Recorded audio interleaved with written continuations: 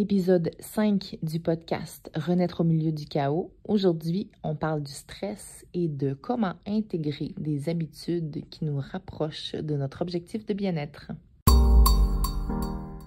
Bienvenue dans le podcast qui t'aide à retrouver ton équilibre au cœur du tumulte quotidien. En tant que femme au milieu des différents rôles qu'on remplit, il peut être facile de s'oublier. De ce chaos qui nous fait souvent perdre pied, on renaît, on se transforme et on grandit. Je suis Vanessa Taglioli et je t'accompagne et t'inspire pour t'aider à te reconnecter à toi-même et à prendre soin de ton bien-être sans culpabilité. Prête? Alors écoute, inspire-toi et renais au milieu du chaos. Salut, j'espère que tu vas bien. Je suis contente de te retrouver cette semaine. Je suis de Lisbonne, donc enregistrement du podcast en direct de Lisbonne dans un beau guest house et je me suis installée dans le bureau. Ils offrent un bureau, je trouvais ça vraiment génial et au moment de... J'ai juste fermé la porte et j'entends l'écho terrible. Donc, finalement, je suis revenue à ma chambre pour pouvoir l'enregistrer. Et j'avais envie aujourd'hui de te parler du stress et de l'impact que ça a sur nos habitudes. Comment, quand on est stressé, on peut changer nos habitudes, donc pas retomber dans dans les anciennes habitudes et pouvoir intégrer quand même des nouvelles habitudes pour atteindre nos objectifs de santé et de bien-être. Parce que quand on est stressé, je ne sais pas si tu as remarqué, on retombe toujours dans nos vieux patterns, même si on sait qu'ils sont mauvais pour nous. Puis qu'est-ce qu'on fait pour s'en sortir? Donc, je le vois en voyage où je sors vraiment de ma zone de confort, puis je suis du genre à pas me priver, en tout cas à essayer de pouvoir profiter. Donc là, tu sais, on a loué une auto pendant 2 semaines, je me suis promenée. Alors clairement, je sors de ma zone de confort, je conduis dans un pays qui n'est pas le mien. J'ai vécu l'année passée un accident en République dominicaine où une moto m'est rentrée dedans, donc je pourrais le raconter là, si tu connais pas mon histoire dans un autre épisode. Certainement que j'ai eu tellement de beaux apprentissages. Mais donc, j'aurais pu rester avec des craintes et tout ça, mais non, je décide toujours de sortir de ma zone de confort pour l'élargir, en fait, agrandir ma zone de confort. Et je me suis rendu compte, pour revenir au stress, que par exemple, l'automne dernier, j'ai vécu beaucoup de stress. J'ai vécu beaucoup de stress, je m'en suis mis beaucoup sur les épaules avec l'académie et je suis retournée dans mes patterns. Je voyais que je mangeais moins de repas sains, entre guillemets. Là. Je suis vraiment pas du genre à consommer du fast-food, mais s'il y avait du fromage dans la maison, j'avais tendance à sauter dessus alors que j'essaye de ne pas en manger. J'avais aussi moins de temps pour moi. Je prenais moins de temps pour moi. Oui, c'est un choix qu'on fait. Hein. C'est pas vrai qu'on est tout le temps victime de notre horaire. Donc, je prenais moins de temps pour moi parce que je me mettais énormément de pression par rapport à l'académie et je me nuisais. Et je me regardais aller puis je savais là, que c'était pas ça qui me faisait du bien. Puis au plus, on est dans une période stressante et mouvementée, au plus, on a besoin de prendre soin de soi. Et souvent, c'est l'inverse. Donc, toi, tu l'as sûrement remarqué aussi que quand il y a une période qui est plus stressante, on va au plus simple, au plus connu. On se limite, hein? C'est comme si on a des œillères là, et notre corps il revient en mode survie. Et ça, c'est parce que notre cerveau, en fait, essaye de nous protéger. On a des mauvaises habitudes qui reviennent parce qu'on est programmé.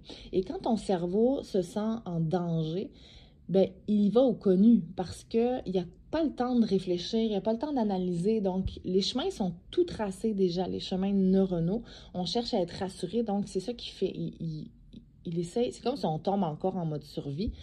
Et tu sais ce que ça fait, le stress. Hein? C'est correct d'avoir du stress de temps en temps. C'est correct dans certaines situations. Si tu dois traverser une route, c'est évidemment normal de ne pas se jeter devant la première voiture. Donc, ou d'essayer d'éviter une voiture, on va ressentir du stress, mais aussi si tu as un nouveau projet, une présentation à faire devant des gens ou quoi, d'avoir un petit stress, ça te donne une énergie qui est nécessaire. Le stress, ça va mobiliser ton énergie pour te mettre en action. Par contre, si c'est tout le temps, si c'est chronique, c'est là que ça devient problématique. Donc, quand on vit des périodes de stress, on va avoir un réconfort qui est temporaires, même inconscients, là, mais qui nous éloignent de nos objectifs, comme moi, d'avoir une santé la plus saine possible, en fait. Une santé la plus meilleure, ça ne dit pas, là, mais bon, une meilleure santé le plus possible. Donc, changer ses habitudes, c'est pas seulement dire « Ah, je suis motivée d'arrêter de manger du chocolat, puis ça finit comme ça. » C'est un travail qui est plus profond, c'est un état d'esprit qui est à changer, c'est des programmations qui sont à changer et des croyances. Donc, il y a un gros travail à faire qu'on fait avec l'Académie. Et le cerveau adore l'efficacité. Le cerveau veut te protéger, OK? Le cerveau, il veut te faire économiser de l'énergie parce que si tu es en période de stress, lui, il se met en mode survie. Donc, quand tu retournes dans tes programmations, il n'y a pas besoin de réfléchir et ça fait sauver de l'énergie. Je reviens avec mon voyage, je dépense énormément d'énergie sur la route ou même dans la rue parce que je connais rien. Donc, je suis toujours en train de chercher, je suis toujours en train de voir si je suis dans le bon chemin. Je suis à l'épicerie, je n'ai pas mes repères. Donc, tu es toujours en train de dépenser de l'énergie à retrouver, à trouver ton chemin, à trouver tes repères.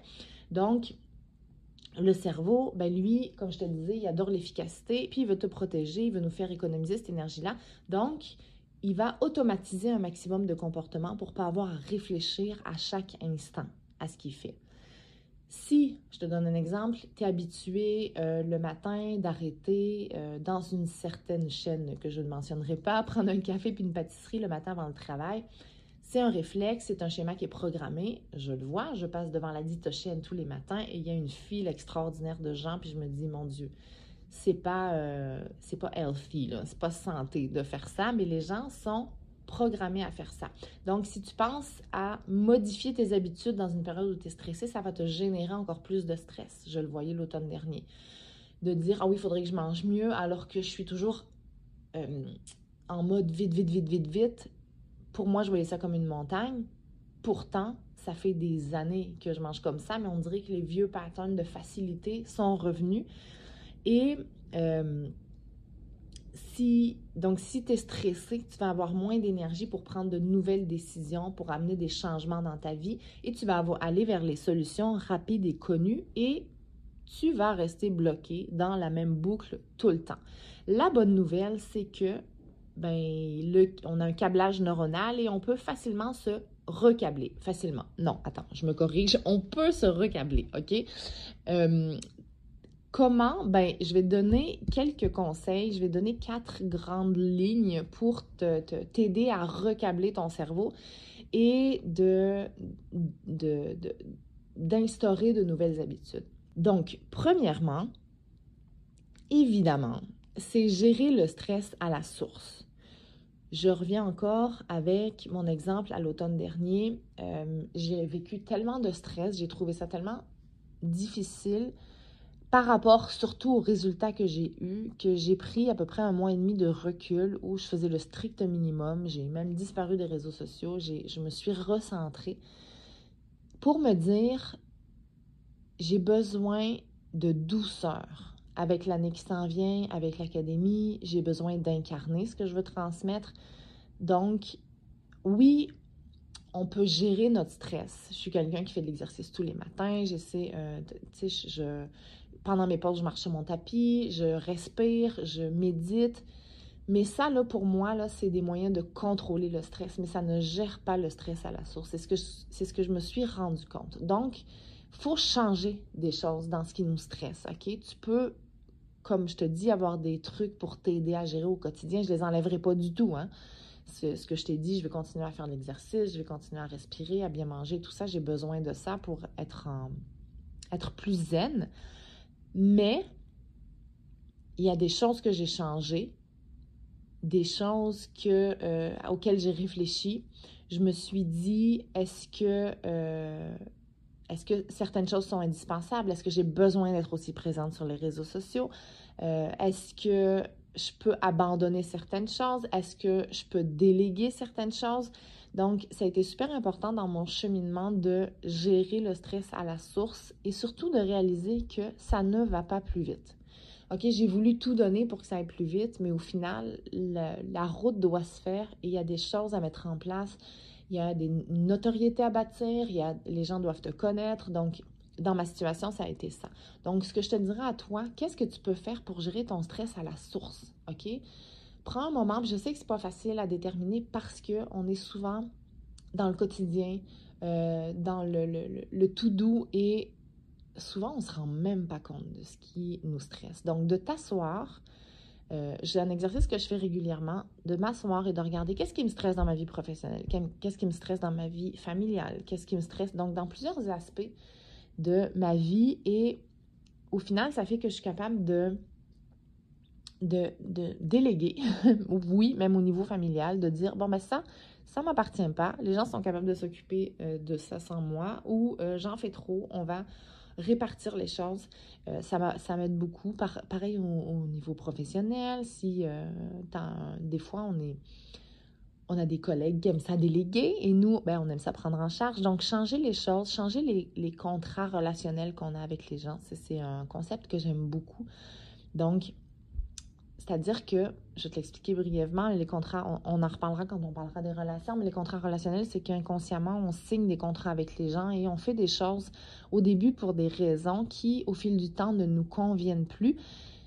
Et c'est là où on peut dire ça ne me convient pas. Alors, forcément, ça graffine. Les gens ne sont pas habitués. Mais si tu dis à partir de maintenant, ça ne fonctionne pas, moi, voici ce que ça crée chez moi, je veux que ça se passe différemment, ça se peut que ça graffine, hein, tes collègues, tes amis, ta famille, tes enfants, surtout.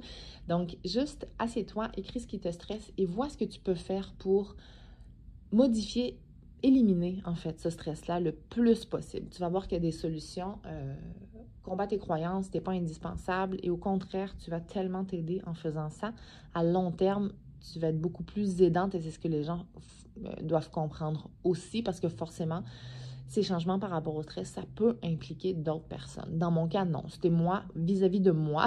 Je me suis enlevé cette pression-là et ça a vraiment changé toute la différence quand je suis revenue au mois de janvier. Un, j'avais envie de revenir parce que j'avais vraiment une écœurantite et deux, j'avais vraiment un mindset de respire par le nez, tu vas voir, tout va se placer, laisse le temps au temps.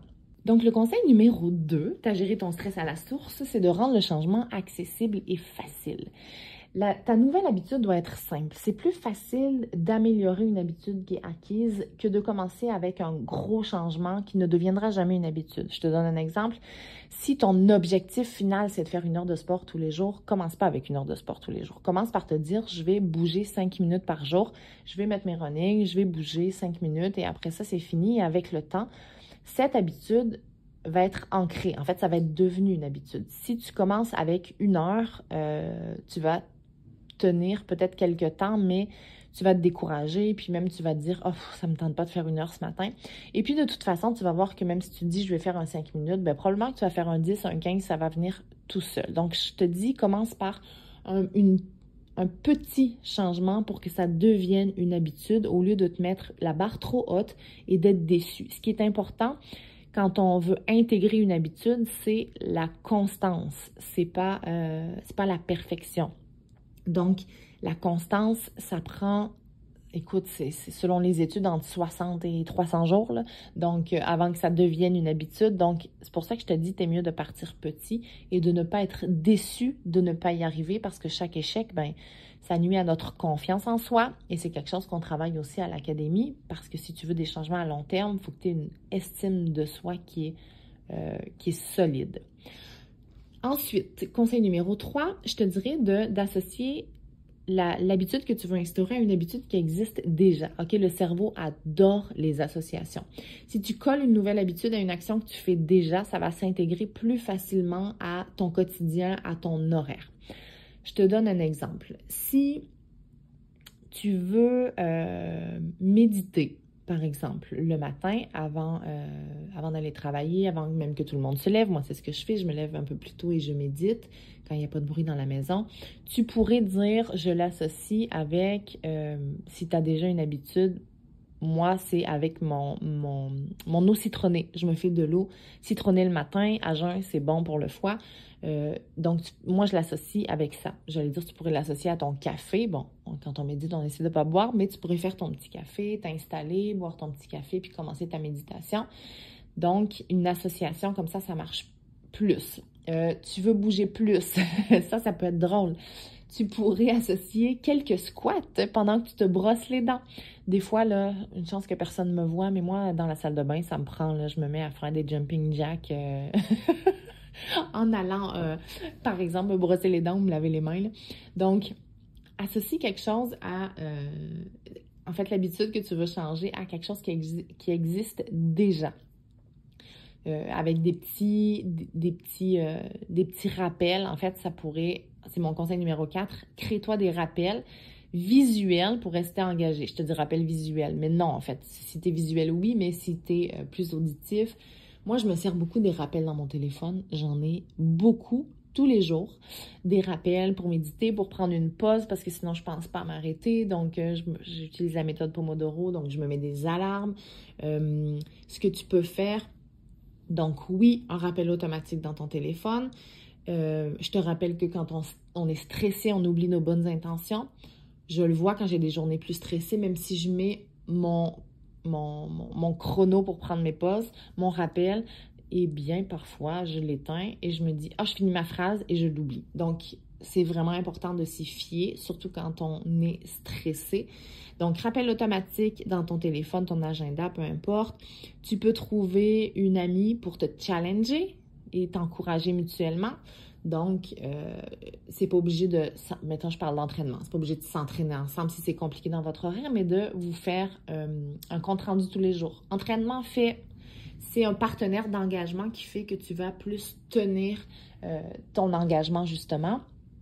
Et un autre exemple, tu pourrais mettre tes souliers d'entraînement sur le siège côté passager. Comme ça, quand tu rentres de travailler, tu penses à aller t'entraîner, que ce soit au parc, que ce soit au gym, peu importe. Donc, tous ces genres de rappels-là vont t'aider à rester engagé parce que sinon, ça va passer puis on va faire « Oh, non, plus tard » et on va les mettre de côté.